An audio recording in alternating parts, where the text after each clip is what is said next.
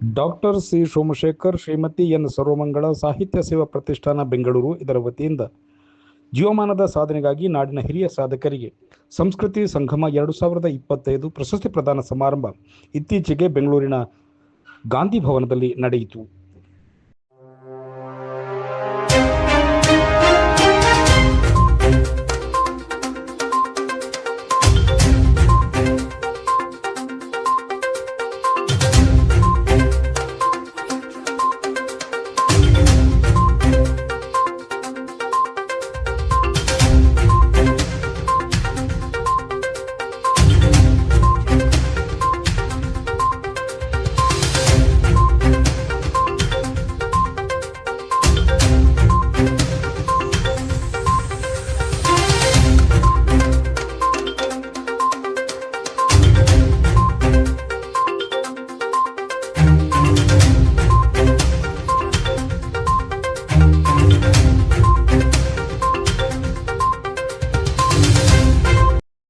ಹೇಗೆ ಆಯ್ಕೆಯಾಗಿದ್ದಾರೆ ಅಂತ ಅನ್ನೋದನ್ನು ನಾಗರಾಜ ಮೂರ್ತಿಯವರು ಸೂಕ್ಷ್ಮವಾಗಿ ಹೇಳಿದ್ದಾರೆ.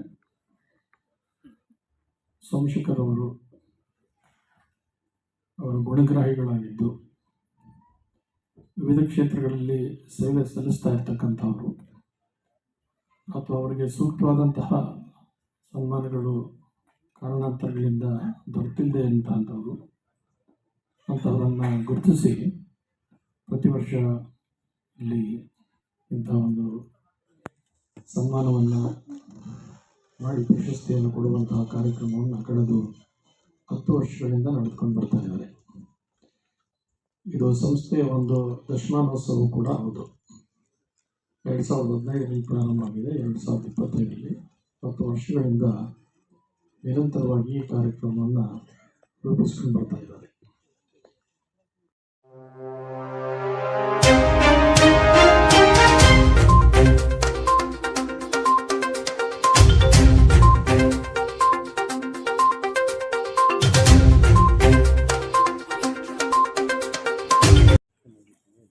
ಹಂಗಂತ ಹೇಳಿ ಎಲ್ಲರಿಗೂ ಕೂಡ ಜ್ಞಾನಪೀಠ ಪ್ರಶಸ್ತಿ ಸಿಗಕ್ಕೆ ಸಾಧ್ಯ. ಪ್ರಶಸ್ತಿ ಹೆಂಗೆ ಸಿಗ್ತಾವ ಅನ್ನೋದು ಅದೊಂದು ದೊಡ್ಡ ಆದಾಯ. ಏನು ಪುರುಷೋತ್ತಮರ ಡೆಲ್ಲಿಯಲ್ಲಿದ್ರಿ, ಹೆಂಗೆ ಪ್ರಶಸ್ತಿ ಸಿಗ್ತಾವ ನಮಗೆಲ್ಲ ಗೊತ್ತಿದೆ. ಆದರೆ ಮಾತಿಗೆ ಬೆಲೆ ಬರಬೇಕಲ್ಲ. ಭಗವಂತ ನಮಗೆ ಚಿಂತನೆ ಮಾಡೋ ಶಕ್ತಿ ಕೊಟ್ಟಿದ್ದಾನೆ, ಮಾತನಾಡೋ ಶಕ್ತಿ ಕೊಟ್ಟಿದ್ದಾನೆ. ಆದರೆ ಮಾತಿನಂತೆ ನಡೆಯುವ ಒಂದು ಶಕ್ತಿ ನಾವೇ ಪಡ್ಕೋಬೇಕು. ನಮಗೆಲ್ಲ ಅವಕಾಶಗಳನ್ನು ಕೊಟ್ಟಿದ್ದಾನೆ. ಅವಕಾಶಗಳಲ್ಲಿ ಮಾತಿನಂತೆ ನಾವು ನಡೆದಿದ್ದೇವೋ, ಮಾತಿಗೆ ತಪ್ಪಿ ನಡೆದಿದ್ದೇವೋ ಅನ್ನೋದು ಆತ್ಮಾಲೋಕನ ನಮ್ಮಷ್ಟು ಜ್ಞಾನ ಮಾಡಿದೆ.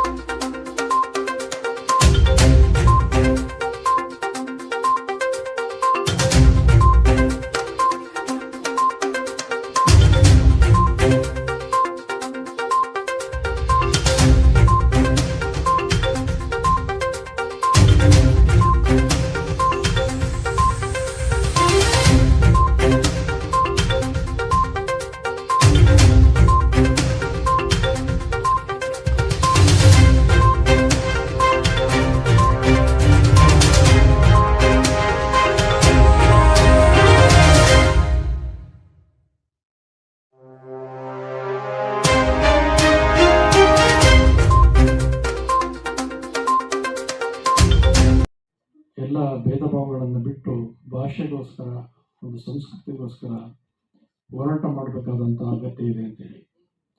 ನಿಮಗೆಲ್ಲ ಗೊತ್ತಿರುತ್ತೆ, ಬೆಂಗಳೂರಿನ ವಾಸ ಮಾಡೋರು ಚೆನ್ನಾಗಿ.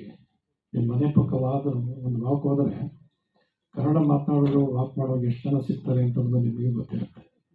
ತಮಿಳು ಮಾತಾಡ್ತಾರೆ, ತೆಲುಗು ಮಾತಾಡ್ತಾರೆ, ಹಿಂದಿ ಮಾತಾಡ್ತಾರೆ. ಕನ್ನಡ ಮಾತಾಡೋರನ್ನ ನೀವು ಹೊರದೇಶಕ್ಕೆ ಹೋದಾಗ ಕನ್ನಡ ಮಾಡಿದಾಗ ನೋಡಿದಾಗ ಸಂತೋಷ ಪಡ್ತಿಲ್ಲ. ಕರ್ನಾಟಕದಲ್ಲೂ ಕೂಡ ಅಂತ ಇದೊಂದು ಕಾಸ್ಮೋಪಾಲಿಟನ್ ಸಿಟಿ ಅಂತ ಆಗಿರೋದ್ರಿಂದ ಮತ್ತು ಇಡೀ ದೇಶದಲ್ಲಿ ಒಳ್ಳೆ ರಕ್ಷಣೆ ಇರ್ತಕ್ಕಂಥದ್ದು, ಒಳ್ಳೆ ಸೌಲಭ್ಯ ಇರೋದು ಯಾವುದು ಅಂತಂದರೆ ಬೆಂಗಳೂರು ಅಂತೇಳಿ ದೇಶದ ಜನರು ಹೊಂದಿರೋದ್ರಿಂದ ಎಲ್ಲ ಬಂದು ಇಲ್ಲೇ ವಾಸ ಮಾಡ್ತಾರೆ. ಹಾಗಾಗಿ ಇದೊಂದು ಕರ್ನಾಟಕದ ಬೆಂಗಳೂರು ಅಂತಂದರೆ ಬಹುಭಾಷಾ ಸಂಸ್ಕೃತಿಯ ಒಂದು ನಗರ ಅನ್ನೋ ರೀತಿಯಲ್ಲಿ ಪರಿವರ್ತನೆ ಆಗ್ತಾ ಇದೆ. ಎಲ್ಲರೂ ಬರಲಿ ಸಂತೋಷ. ನಮ್ಮ ಕನ್ನಡದ ಸಂಸ್ಕೃತಿ ಅದು ದೊಡ್ಡದಾದಂಥದ್ದು. ಆ ಧಾರ್ಮಿಕ ಕ್ಷೇತ್ರದ ದೊಡ್ಡ ವ್ಯಕ್ತಿಗಳಿಗೆ ಆಶ್ರಯವನ್ನು ಕೊಟ್ಟಂತಹದ್ದು ನಮ್ಮ ಕರ್ನಾಟಕ ಅನ್ನೋದು ಕರ್ನಾಟಕದವ್ರು ಹೆಮ್ಮೆ ಪಡಬೇಕಾದಂಥ ಸಂಗತಿ. ಹಾಗೆ ದಲೈಲಾಮ ಅವರು ಯಾವಾಗಲೂ ಕೂಡ ಹೇಳ್ತಿರ್ತಾರೆ, ಅವರಲ್ಲಿ ಬಂದಾಗ ಇಲ್ಲಿ ದೇಶದ ಬೇರೆ ಬೇರೆಗಳಲ್ಲಿ ಅವಕಾಶ ಕೊಟ್ಟ ಹಾಗೆ ಕರ್ನಾಟಕದಲ್ಲಿ ಅವ್ರು ಯಾವಾಗಲೂ ನೆನಪಿಸ್ಕೊಳ್ಳೋದು ನೆಹರು ಅವರು ಮತ್ತು ನೆಲ್ಲಿಗಪ್ಪನವ್ರನ್ನ. ನೆಲ್ಲಿಗಪ್ಪನವರು ಕರ್ನಾಟಕದಲ್ಲಿ ನೆಲೆ ಊರ್ಲಿಕ್ಕೆ ಅಷ್ಟು ಅವಕಾಶ ಕೊಟ್ಟರು ಅಂತ ಅನ್ನೋ ಕಾರಣಕ್ಕಾಗಿ ನಾವು ಇಲ್ಲಿ ಟಿಬೆಟಿಯನ್ರು ಇರ್ಲಿಕ್ಕೆ ಸಂತೋಷ ಆಯಿತು ಅಂತ ಅವ್ರು ಕರ್ನಾಟಕ ಬಂದಾಗ ಯಾವಾಗಲೂ ಒಂದು ಧನ್ಯವಾದ ಹೇಳಿ ದಲೈಲಾಮ ಜಗತ್ತಿನ ದೇಶದ ಶ್ರೇಷ್ಠ ಗುರುಗಳು, ಅವ್ರಿಗೆ ಧನ್ಯವಾದವನ್ನೇ. ಅಷ್ಟು ಹೃದಯವಂತಿಕೆ ಇರ್ತಕ್ಕಂತಹದ್ದು ಕರ್ನಾಟಕ ಅನ್ನೋದು ಕನ್ನಡಿಗರಿಗೆಲ್ಲ ಹೆಮ್ಮೆ ಪಡುವಂಥ ಸಂಗತಿ. ಅದೇ ಸಂದರ್ಭದಲ್ಲಿ ಕನ್ನಡ ಭಾಷೆಯ ಬಗ್ಗೆ ಯಾರೂ ಕೂಡ ಒಂದು ತಾತ್ಸಾರ ಭಾವನೆಯನ್ನು ಬೆಳೆಸಿದ ಹಾಗೆ ಕನ್ನಡವನ್ನು ಬೆಳೆಸಬೇಕಾದಂಥ ಅಗತ್ಯ ಇದೆ. ಬಿಳಿ ಮೇಲೆ ಅವರು ಗೊತ್ತಿರ್ತೀವಿ, ಪ್ರಾಧಿಕಾರದ ಅಧ್ಯಕ್ಷರಾಗಿದ್ದಾರೆ. ಅಧಿಕಾರಿಗಳ ಹತ್ರ ಕನ್ನಡ ಬರೆಸೋದು ಬಹಳ ಕಷ್ಟ. ಇದು ಕನ್ನಡ ಭಾಷೆ ಆಡಳಿತ ಭಾಷೆ. ಅವ್ರಿಗೆ ಗೊತ್ತಿರುತ್ತೆ, ಇವತ್ತು ಅನೇಕ ಸುತ್ತೋಲೆಗಳು ಆಂಗ್ಲ ಭಾಷೆಯಲ್ಲೇ ಬರುತ್ತೆ.